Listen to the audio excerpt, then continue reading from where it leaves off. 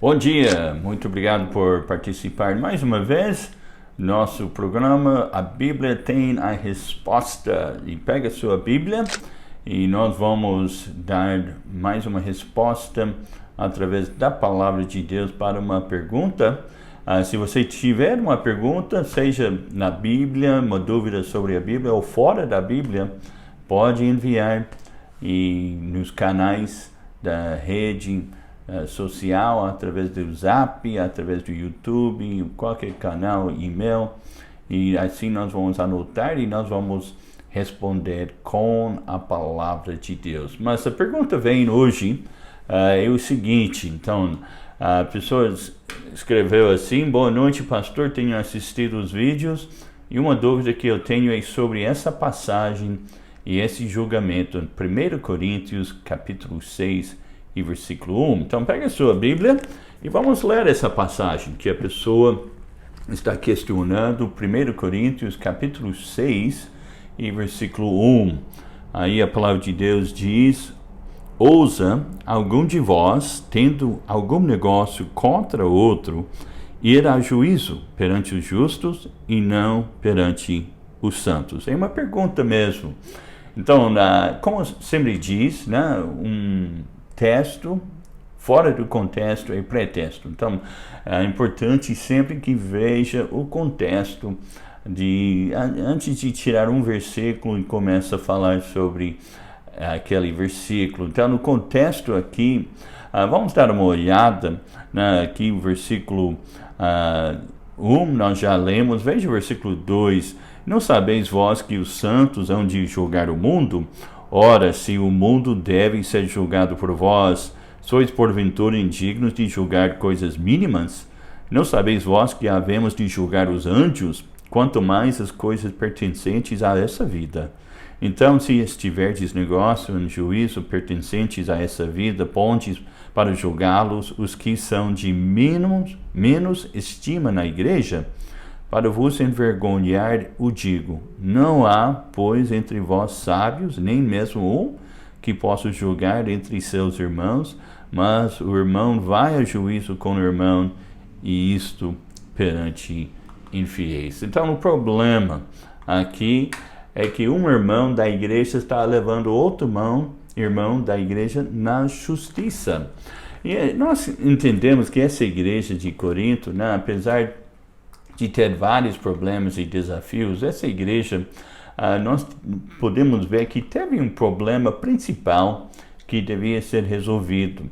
Esse problema não era só falta de visão missionária, não era só a imoralidade, no capítulo anterior, capítulo 5, fala sobre a imoralidade, um pecado que deve ser tratado naquela igreja. O problema dessa igreja não era só finanças, como diz em capítulo 16, que Paulo trata daquela situação. Não era falta de liderança e obreiros, porque tinha o apóstolo Paulo, Apolos, Pedro, todos eram participantes dessa obra e dessa igreja. Então, qual era o problema principal dessa igreja? Então, veja capítulo 1, versículo 10. O problema principal dessa igreja era desarmonia. Desarmonia. Veja capítulo 1, capítulo 1, versículo 10. E nós encontramos aqui: rogo-vos, porém, irmãos, pelo nome do nosso Senhor Jesus Cristo, que digais todos uma mesma coisa, que não haja entre vós dissensões, antes sejais unidos em um mesmo pensamento, no mesmo parecer. Então significa que a igreja precisa sentir o mesmo no Senhor. Isto é, harmonia. E o grande problema aqui nessa igreja, que havia essa desarmonia que chegou a tal ponto que alguns irmãos estavam levando outros irmãos na justiça, perante os incrédulos. Nós vimos que no capítulo 1, que algumas famílias colunas tinham comunicado esse problema sobre desunião para o apóstolo Paulo, o pastor. Veja lá, capítulo 1, versículo 11: porque a respeito de vós, irmãos meus, me foi comunicado pelos da família de Cloé, que há contendas entre vós. Então, essa família, obviamente, a família de Chloé era uma família coluna na igreja e comunicou com Paulo por escrito, né, por uma carta. E quando há desarmonia, né, dentro da igreja, então o pastor deve estar sabendo, mas infelizmente muitas vezes o pastor é o último a saber, mas deve ficar sabendo para que possa ajudar em resolver o problema. Precisa ajudar o problema ou desavença entre os irmãos para que seja resolvido. Mas ao invés de buscar a liderança da igreja, o que aconteceu aqui? Alguns irmãos estavam levando outros irmãos na justiça, perante incrédulos. E Paulo, ele diz, que testemunho ruim, que vergonha. Veja o versículo 5. Para vos envergonhar o digo, não há, pois, entre vós sábios, nem mesmo um que possa julgar entre seus irmãos. Ele diz, que vergonha, que testemunho é este, versículo 6. Mas se o irmão vai ao juízo com o irmão, isto perante infiéis, então ele diz que é melhor levar o dano do que fazer tal coisa e sujar o testemunho do nome cristão. Então, desarmonia, em verdade, acontece em todo lugar. Mesmo na igreja, né? Acontece em famílias, acontece no serviço, acontece com a vizinhança às vezes, mas também acontece onde há pessoas, há problemas, há personalidades diferentes. E mesmo que tenha problemas, é importante que esses problemas sejam resolvidos. Não é certo varrer embaixo do tapete, nós temos que resolver. Então, o problema foi tão sério que chegou à justiça, o tribunal.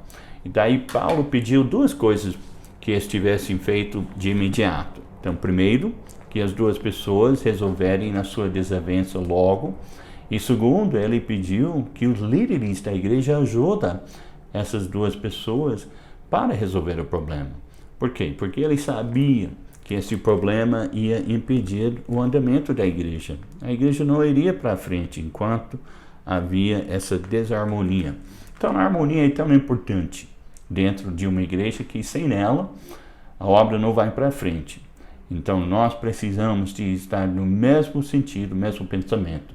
Portanto, Jesus nos ensina como resolver um desentendimento entre os irmãos em Cristo, sem ir à justiça. Então, veja comigo rapidamente Mateus capítulo 18. Mateus capítulo 18, Jesus ele nos deu a receita, né? A receita pela qual resolvemos uma desavença entre os irmãos. Veja, Mateus 18, versículo 15 a 17. Ora, se teu irmão pecar contra ti, vai e repreende-o entre ti e ele só.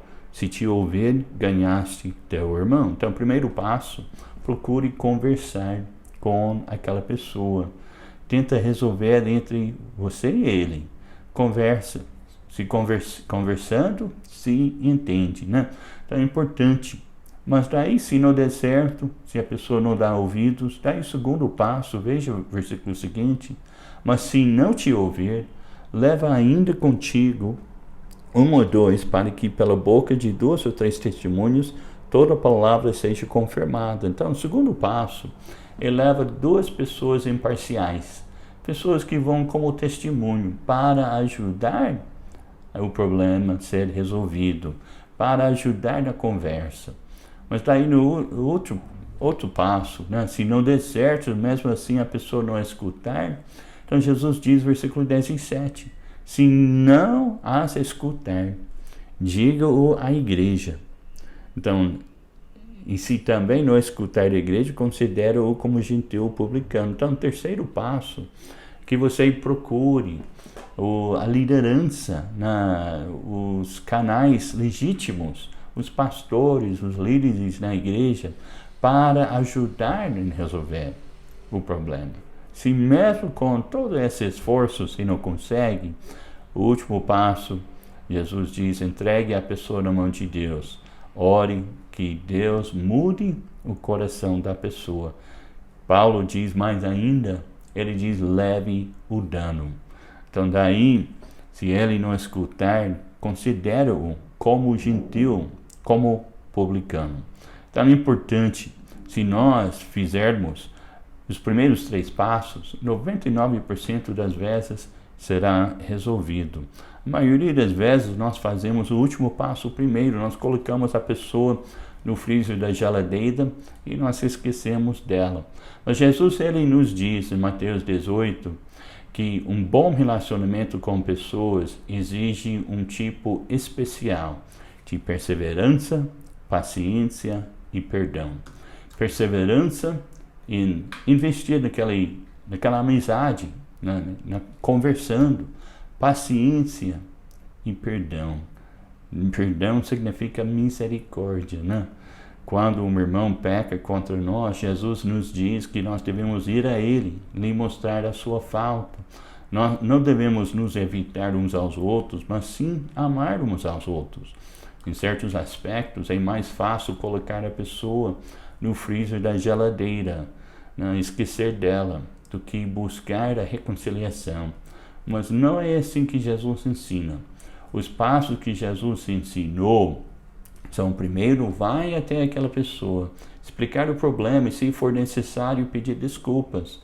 Segundo, se não der certo, então leva conosco 2 ou 3 outros irmãos para conversar novamente com aquela pessoa, buscando a reconciliação.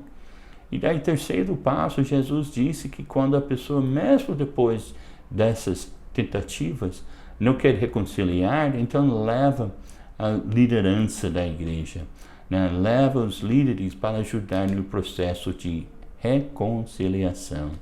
Então, o processo completo é difícil e muitas vezes doloroso, requerendo tempo, esforço, mas vale a pena. Vale a pena quando a harmonia e a comunhão estão restauradas. Jesus dá alta prioridade à sua igreja. Nós devemos trabalhar e nos esforçar para viver em paz. Paciência e tempo dão mais resultado do que força e raiva, do que levar a pessoa à justiça. Então, se você tem dificuldades em perdoar, então lembra da cruz do Calvário e ouça o que Jesus disse para as pessoas que crucificaram a Ele. Jesus disse: Pai, perdoa-lhes, porque não sabem o que fazem. Pode ser que aquela pessoa não sabe o que ela fez, não sabe que ofendeu, não sabe que machucou, não sabe que realmente danificou o seu relacionamento. Jesus diz para: Pai, perdoa-lhes, porque não sabem o que fazem. Que Deus abençoe os irmãos, um bom final da semana, e que Deus abençoe grandemente. E se lembra, seja qual for a sua dúvida, a Bíblia sempre tem a resposta. Que Deus abençoe. Tenha bom final da semana.